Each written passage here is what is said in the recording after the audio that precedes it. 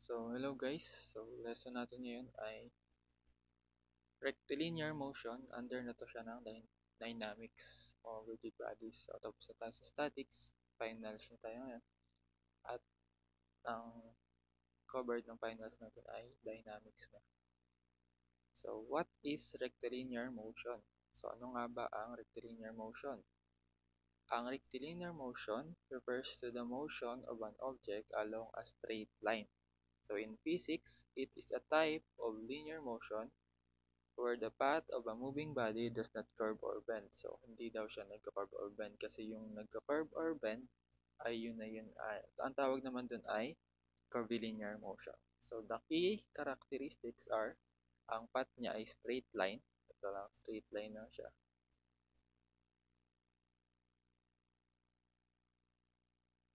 Straight line.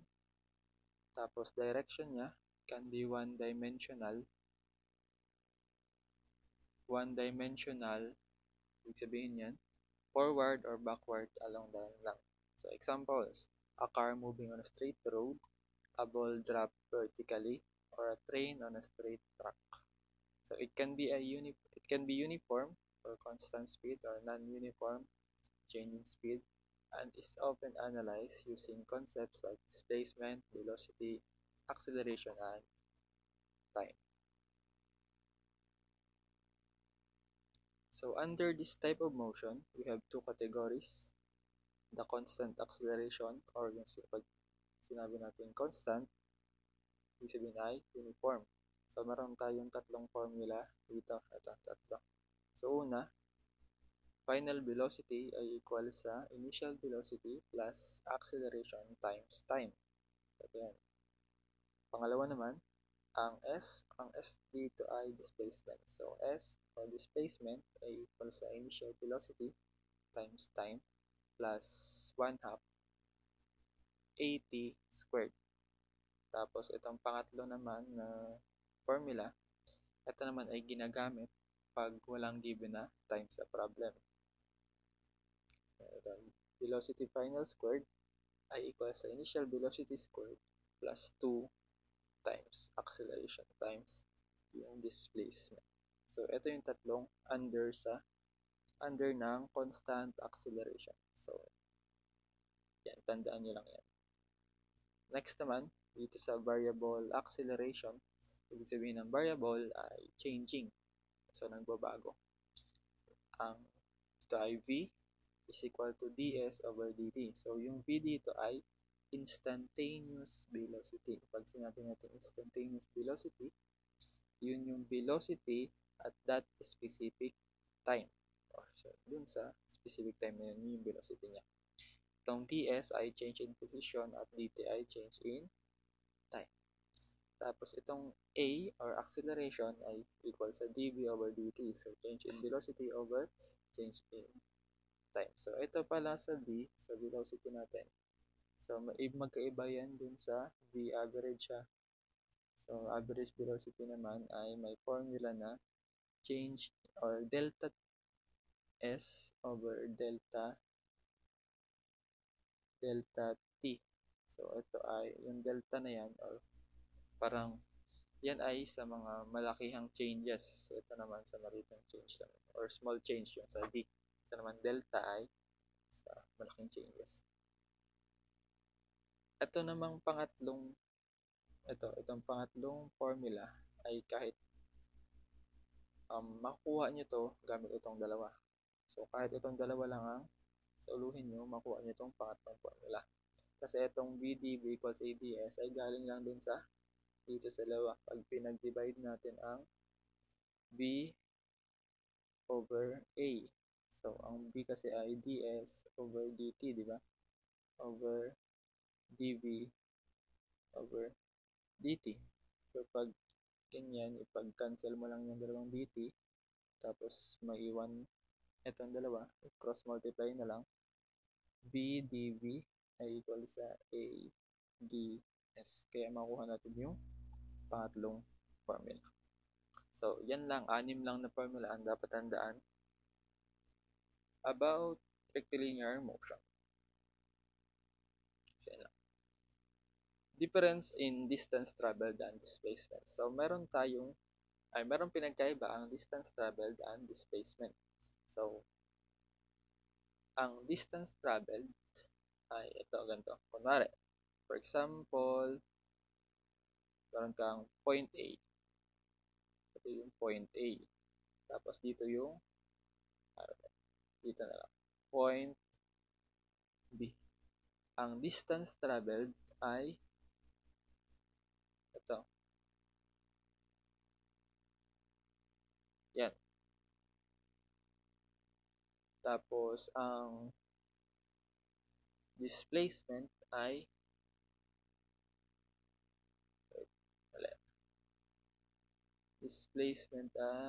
yan. So, kunwari straight. So, itong blue ay distance traveled.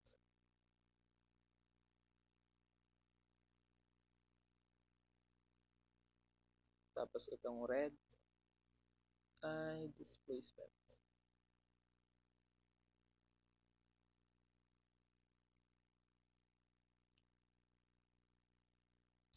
Ang distance traveled kasi ay yung total distance na na-travel ng object or kung ano man yun, yung moving object na yun. Tapos yung displacement ay ang distance from the initial position. So dito sa example natin, ang initial position natin ay yung A, ito. Tapos final position ay yung B. So ang displacement ay yung distance lang between the initial position and the final position. Kaya yun yung straight line. Yung straight line yan from A to B. Ito. A to B. Yun yung displacement. Tapos, ang pinagkaiba naman ng speed sa velocity. So, speed ay may formula na distance over time. Tapos, ang velocity ay equal sa displacement over time naman. So, since nasa rectilinear motion tayo, so may time na may time na magkapareho ang displacement at distance traveled, tsaka magkapareho lang din ang speed at velocity. So, ito yun, pakita ko sa inyo. So, in rectilinear motion, there are times that distance and displacement are the same. Also, there are times that they are not. So, for example, ito ang point A. Point A. Tapos, nag-travel siya, yung object, to point B. Ito naman yung point B.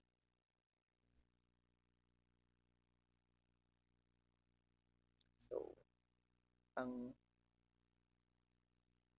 time dyan ay, kunwari, time natin ay 2 seconds.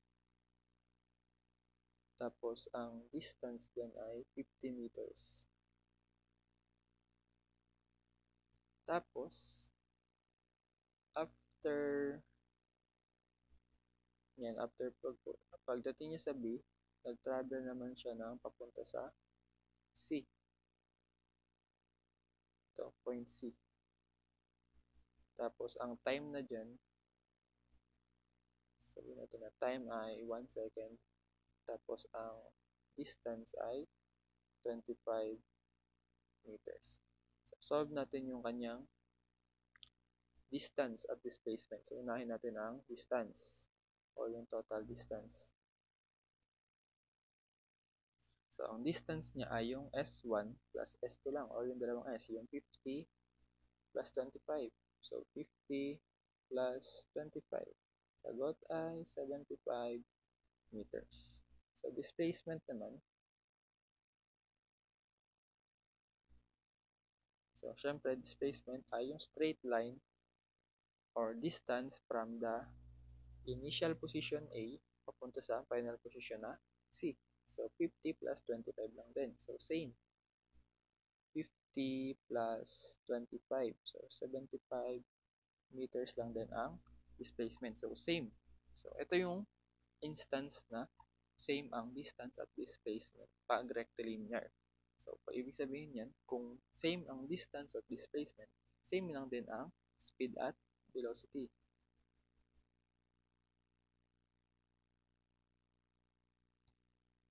So, kailan naman nagkakaiba? So, for example, ito yung point A ulit. Tapos, nag-travel siya papunta sa B. Kibag. Wait lang. Papunta sa B. Kibag pa rin pero okay na. B. Point B. Time naman dyan. 2 seconds pala. Time 2 seconds SI 50 meters. Tapos, galing siya sa B, or dito ko na lang isulat sa baba, pero straight, isang path lang yan. So, galing siya sa B, ito B pa din yan. Tapos, punta siya sa, yan, so C.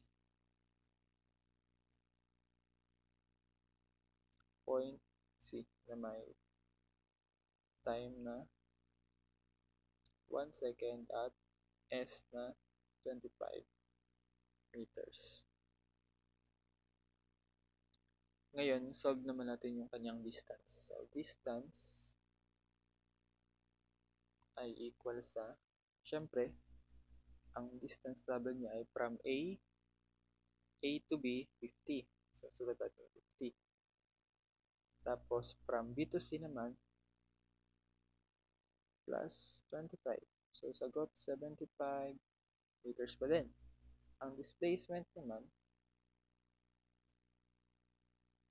so, syempre, di ba ang displacement ay ang distance from initial position to the final position. So, ang initial position natin dito ay yung sa A.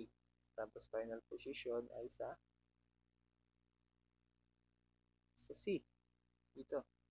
So, ibig sabihin, kung 50 yung from A to B, maminusan mo siya ng 25 kasi bumalik siya. So, minus 25 equals 25 meters. So, ito yung instance na magkaiba ang distance at displacement. So, pareho lang din naman yan silang rectilinear motion kasi nga, isang or straight line lang yan. Kung ito straight line lang ito at binaba ko lang para makita nyo na bumalik. So, ibig sabihin dito, kung magkaiba ang distance at displacement, magkaiba din ang speed at velocity. So, yun yung kaibahan ng, ito yung instance na nagkakaiba at nagkakapareho ang distance at displacement pag rectilinear motion. Kaya yan. So, para mas magets natin yung concept at mga formulas. So, sample problem number 1. A truck traveling along a straight road at speed of 20 kph increases its speed to 120 kph in 15 seconds. So, what is the constant acceleration? So, una muna, drawing natin yung diagram niya. So, from point A to point A, punta sa point B. So, ang velocity niya sa A ay 20 kph. Tapos, papunta siya sa B, naging velocity niya ay 120 kph. Tapos, yung time ay 15 seconds. So, ano daw ang acceleration? Tsaka, itong number 2 ay distance daw, S. So, yan yung diagram niya. Pero, yung given natin ay in kilometers per hour, pero yung choices ay naka-meters per second or sa seconds. At kailangan muna natin siya i-convert. So, convert natin. Una muna yung VA. 20 kilometers per hour. Ito times mo yan sa, ano ba ang, ilang meters sa isang kilometer. So, So, 1 km sa baba para makancel. 1,000 meters as times ilang seconds sa 1 hour. 1 hour ay 3,600 seconds. Cancel ang hour at kilometer na iwan ang meters per second. So, sagot dito ay 20 divided by 3.6 ay 5.556 meters per second. So, same lang din yung gagawin mo sa velocity ng B. 120 kilometers per hour. Same lang din siya ng conversion factor 1,000 meters 1 kilometer times 1 hour over 3,600 seconds. So, yan. Ang nakuha mo dyan ay 33.33 meters per second. So, naka-meters per second na natin yung mga velocity natin. Pwede na tayong mag-proceed sa question number 1. So, tinatanong sa question number 1 ay ang constant acceleration daw. So, for A, constant acceleration. So, ibig sabihin dito lang tayo sa tatlong formula to. Kuha sa under ng constant acceleration. So, wala tayong, may given tayo na time at velocity. So, ang gamitin na yung formula ay yung velocity final o yung final velocity ay equal sa initial velocity plus 80.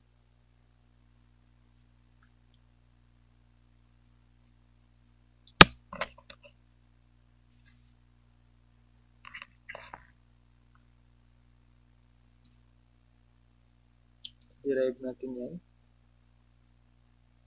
Siyempre, ang hinahanap ay A. So, ang A ay equal sa velocity final minus B initial over time. So, ang A ay equal sa final velocity natin ay yung 33.33 meters per second minus 5.556 meters per second all over 15 seconds. So, ang magiging sagot dyan ay 33.32 minus 5.556 divided by 15. 1.8518 1.8518 meters per second squared. Yun yung final answer din natin kung meron sa choices. Ito, letter C. Tama. Next naman ay ang distance traveled. So, meron tayong yung distance travel makuha natin sa dalawang formula. So, una, try natin yung sa unang formula.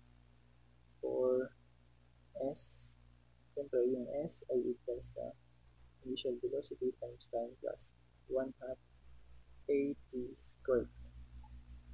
So, i-check mo lang yung mga values dyan. Initial velocity natin ay 5.556 meters per second times 15 seconds plus 1 half times ang acceleration natin ay 1.8518 meters per second squared times 15 second squared. So, magka-cancel din ang mga seconds. Ito. Maiwan ay meters. So, S ay equal sa 5.556 times 15 plus 1 half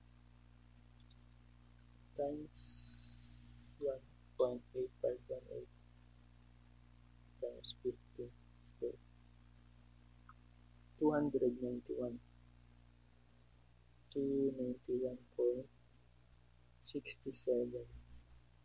or sa akin ay 6675 meters na meron sa choices letter C. Yeah. So, pwede din natin yung kunin dun sa isang formula. Kunyari ay gusto mo may thrill, i-down mo dun sa velocity final squared equals sa initial velocity squared plus 2as. So, dito mag-derive ka pa. Ang s ay equals sa velocity final minus va ay puro square yan all over 2a. Substitute s ay equals sa 33.33 squared minus 5.556 squared all over 2 times 1.8518. So, dapat ay same sila ng sagot. 33.33 minus 5.556 squared divided by 2 times 1.8518. 291.667 291.6675 meters. So, same lang. So, kahit alin dyan, pwede mo gamitin. Kung gusto mo mahirapan, o gusto mo may thrill sa pag-drive, ito gamitin mo. Kung gusto mo substitute lang. Ito. So, problem number 2. An automobile starting from rest speeds up to 40 meters per second with a constant acceleration of 4 meters per second squared. So, hanggang dyan lang muna. Mag-drawing na agad tayo ng diagram niya.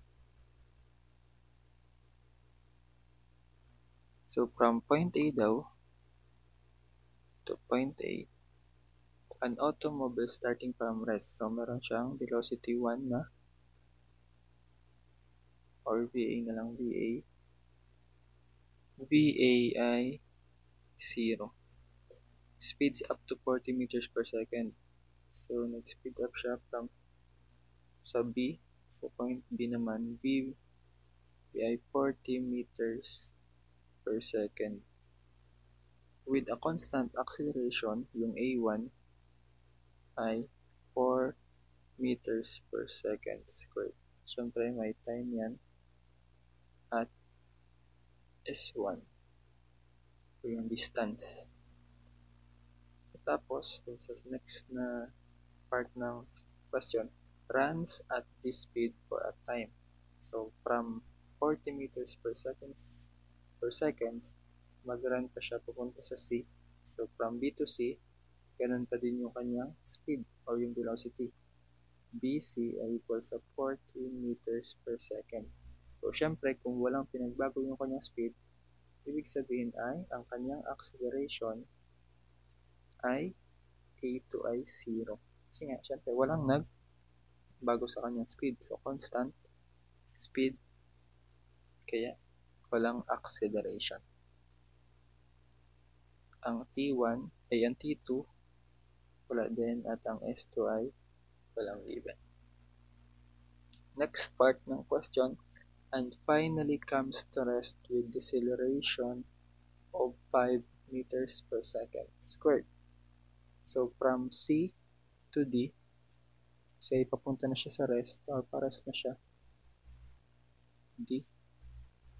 Velocity niya sa D ay, syempre, from 40 magiging 0. Kasi nga, papunta na siya ang resting position. So, yan. Tapos, ang kanyang acceleration ay negative 5 meters per second squared. So, negative kasi nga, ang deceleration ay negative acceleration.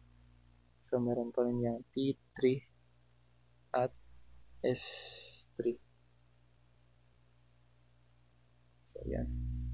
So, yan yung, meron pa pala.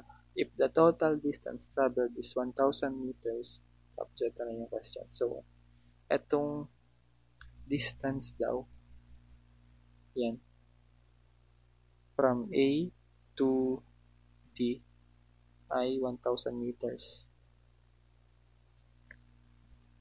So, yan yung mga given.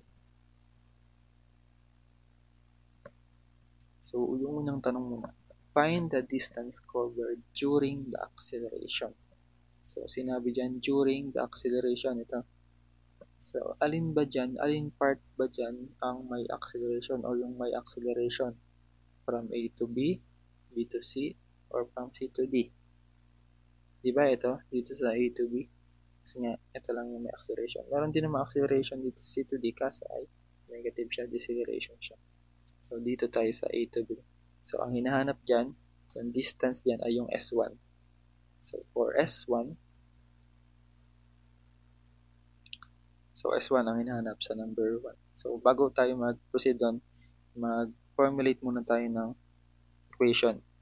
So, di ba ang 1,000 meters ay equal yun sa S1 plus S2 plus S3. Tapos, yung total time ay T1 plus T2 plus T3. So, yan. Diyan lang muna yan. Babalikan natin yan mamaya. So, for S1 muna, S1. For S1.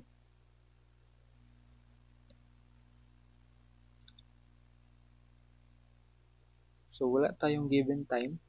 Ito. Kaya, ang gagamitin nating formula ay yung ni-derive. Yung velocity final squared ay equal sa initial velocity squared plus 2as. Siyempre, ang S1 ay final velocity squared minus initial velocity squared over 2a. So, S1 ay equal sa, substitute natin yung value, ang final velocity niya ay 40 meters per second. Tapos, ang kanyang initial ay 0 kasi nga, galing siya sa rest. Tapos, ang acceleration ay yung 4 meters per second squared. So, divide mo lang yan, 40, so that plus squared to squared. So, ang S1 ay equal sa 40 squared over 8, 40 squared divided by 8, 200 meters. 200 meters. So, yan yung S1. Nakuha na natin agad yung sagot sa number 1 question. 200 meters. Ayan. So, ngayong meron na tayong S1, try natin kung yung T1 kahit hindi siya required dito sa mga tanong. So, kailangan pa rin natin kunin yung T1. Magamit natin yung mamaya. So, T1 ay kunin natin sa yung sa 41 or T1 kunin natin sa formula na velocity or final velocity ay equal sa initial velocity plus 80. Tapos derive lang, T1 ay equal sa final velocity minus initial velocity all over 8.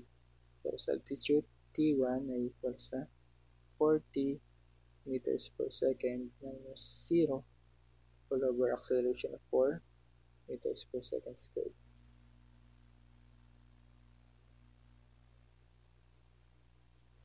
So, ang T1 dyan ay 40 divided by 4 ay 10 seconds. So, i-learn natin.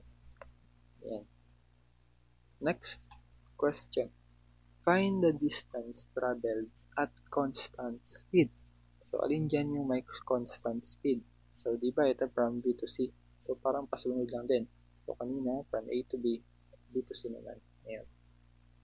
Pasunod lang natin. From B to C, ang hinanap dyan ay for S2 distance, diba? Distance traveled yung S2 nga. Pero, wala tayong time.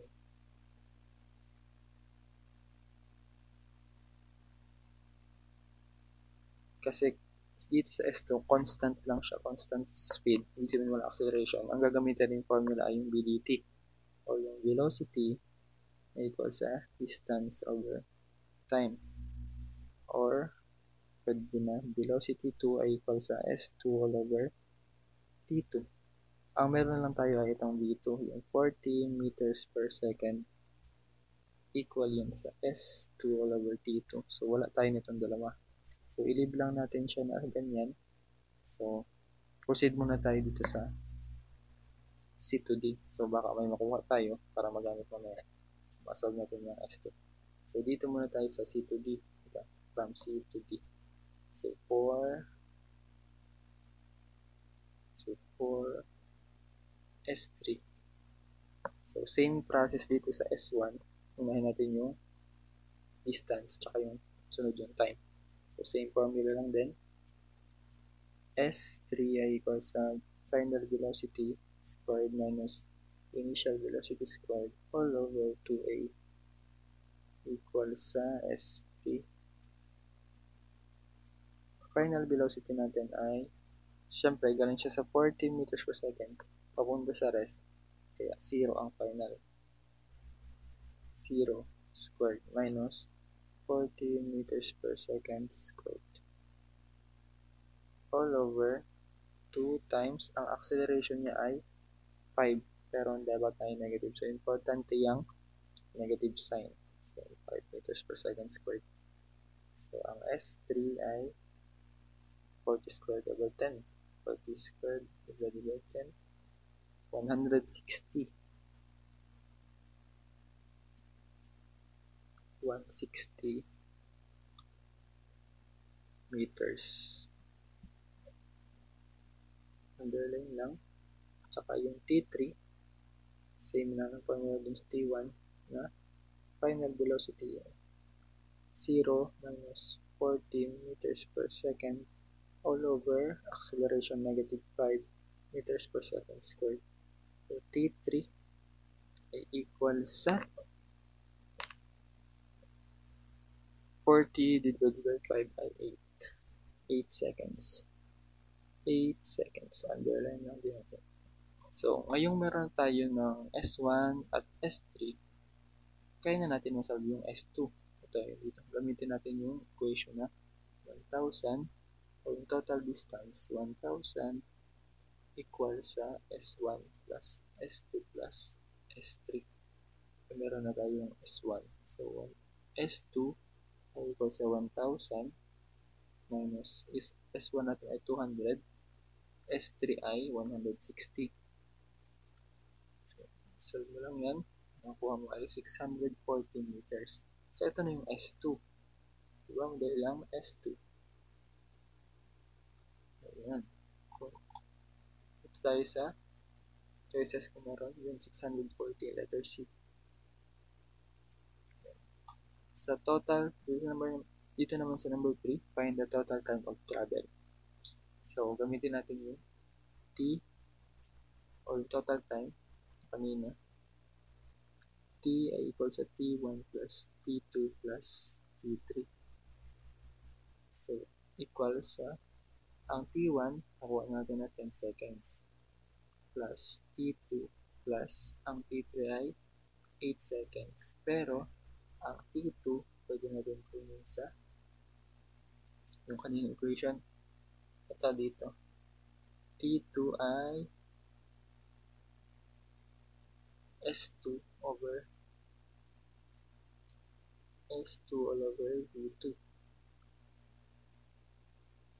640 meters.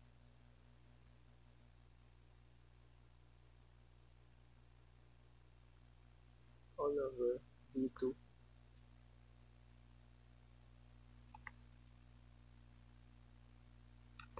All over V2 na 40. 40 meters per second. Cancel ang meters. Angat yung seconds. Sagot ay 16 ba? 16? 640 divided by 40. 16 seconds. Substitute natin. Makuha na din yung total time. 10 plus 16 plus 8. Sagot ay 10 plus 16 plus 8, 34 seconds. Baksan natin yan. Tingnan natin sa choices kung andun. 34 seconds yan. Letter C din. Nice. Gets? Okay, for number 3. An automobile is driven at 30 mph for 12 minutes, then 40 mph for 20 minutes. and finally at 50 mph for 8 minutes. So, draw lang natin. From point A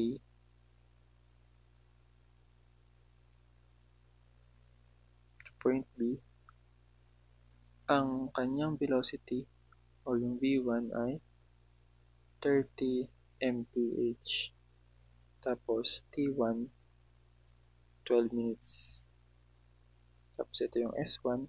Ang formula kasi ng S ay V1 T1. Yan. Yung distance niya. Tapos from B to C ay yung velocity niya 40 miles per hour. Tapos ang time ay 20 minutes. Tapos S2 niya ay V2 T2. Tapos from C to D ay 50, B3 ay 50 mph, T3 ay 8 minutes, S3, V3, T3. So, yan yung diagram niya. Unang tanong, calculate the average speed over the interval. So, baka magkamali kayo, pwede nyo gawin kasi ito. Pwede nyo kasi, kunwari, ito ang ginawa nyo. Pagkabasa nyo ng average speed, naisip nyo agad, ipag-add itong lahat ng lahat ng speed, tsaka mo siya i-divide ng 3, or ito, 30 plus 40 plus 50, i-divide mo siya sa 3. Sagot dyan ay 40. So, ang 40 ay nasa choices. Ito. Pero, mali yan. Mali ito. Huwag nyo gawin yan. Kasi ang tinatanong ay average speed. So, ito kasing ginawa natin. Ito. Ang tawag dito ay average of speed. Average of speed. So, iba ang average of speed sa average speed. Kasi ang average speed, ito, may formula yun ng speed average ay may formula na total distance over total time. So, ito ang formula ng average speed. So, dapat ganyan. So, pag sinabi natin total distance, syempre, yung S1 plus S2 plus S3. Total time ay T1 plus T2 plus T3. Tapos, ang S natin, yung mga S natin ay kunin natin sa V1 T1, V2 T2 at V3 T3. So, lagay na natin yan. So, ang S1, syempre, V1 T1 plus V2 T2 plus V3 T3. Tapos T1 plus T2 plus T3. So, ito na ngayon yung formula na gamitin natin ito para makuha ang average speed.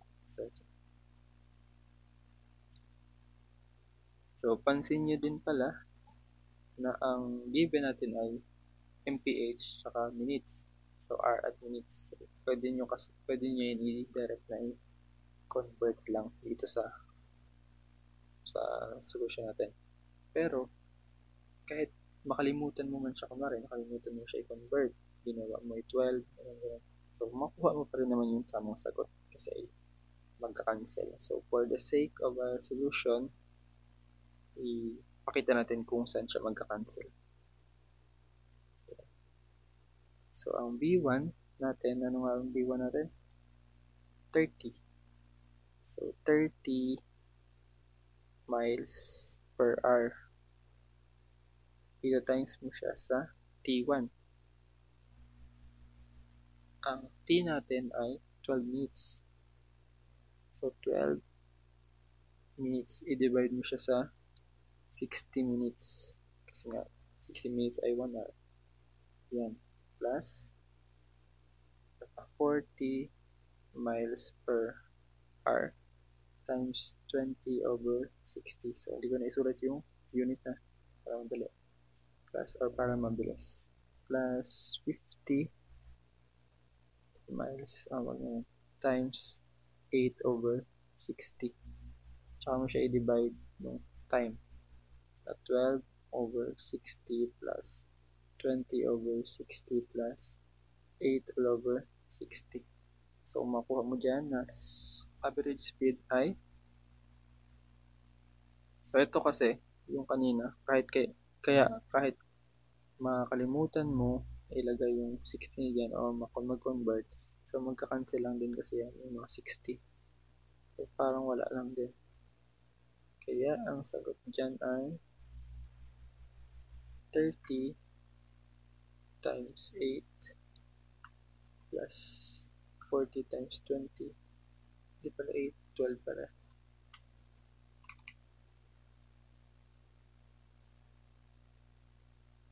Plus 50 times 8 over 12 plus 20 plus 8. Sagot ay 39. So, malapit lang din sa 40. So, 39 miles per hour. Ito yung average speed. So, tingnan natin sa choices. Ayun, letter B. Yan. Next. Pangalawang tanong. How fast must be the automobile move in the last 8 minutes to obtain average speed of 35 mph? So, parang same lang sila ng solution. Pero, ang given na ay yung average speed. So, ano daw ang magiging so, based sa analysis natin dito sa tanong nito, ano daw ang kailangan na speed dun sa last 8 minutes. So, dito sa last 8 minutes para ma-obtain yung average speed na 35. So, try natin yan. So, drawing na lang natin ulit. So, from point A,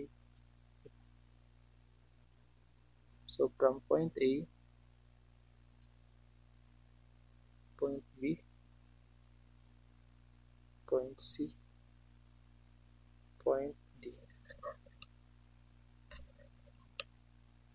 So, B1, 30 mph, T1, 12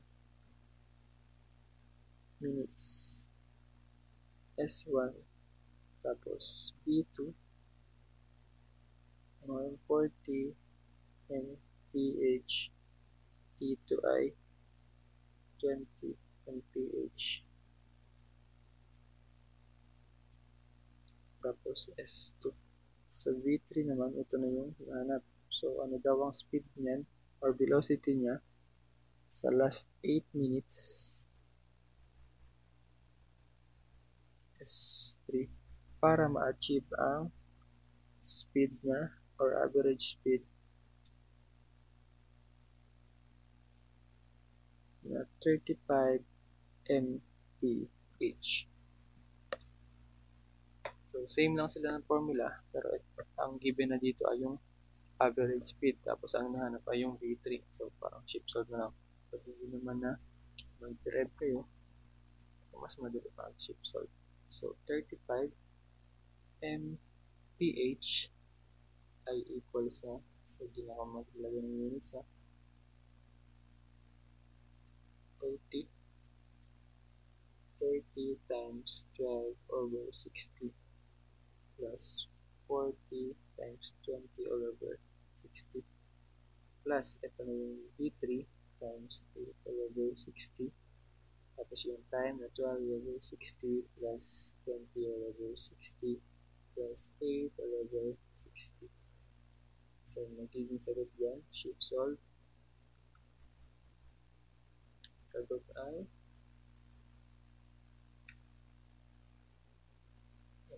30. Ito ba? 30. Wait lang.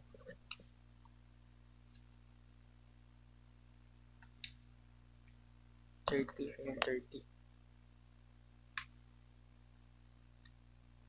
mph. Ayan, tingnan natin siya sa choices ko. Ito. Yun, wala.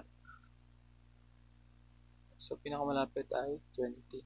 So, pwede mo yun isagot, pero ay may chance na magmali.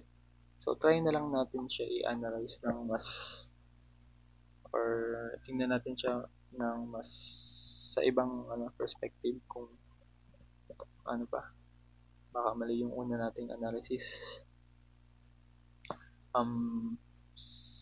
How fast must be the automobile move in the last 8 minutes to obtain average speed 35 mph. So, ang baka ay natukoy niya dito na last 8 minutes ay magdadagdag tayo dun sa travel. So, kunwari, ito. Ibalik natin siya na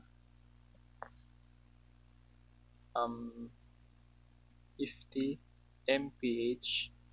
Tsaka tayo maglalagay dito ng from D to E. So, V4, yun yung hinahanap. Tsaka T4, 8 minutes pa din. Tapos, S4. Yan. So, baka, yan. So, try natin. Dagdagan na lang. Ito ay magiging 50 ulit. Plus V4, 8 all over 60 pa din. Kasi nga, 8 minutes plus 8 all over 60 pa din sa baba. So, i-shift solve mo yan. Makuha mo sagot ay ang makuha mo dyan ay 15 mph. So, tingnan natin sa choices. Ayun, meron. Letter C. So, tama yung 15. So, dapat ganun yung analysis natin. Dapat pala ay nagdagdag tayo ng 8 minutes. Tapos, tingnan natin yung speed doon kung ano para ma-achieve yung average speed na 35. So, yan. Hanggang dun lang. Last problem na yan. So, thank you for watching. Sana ay may natutunan kayo. Kung may tanong, mag-chat sa GC. Kung wala, ay okay lang din naman. So, bye. Thank you.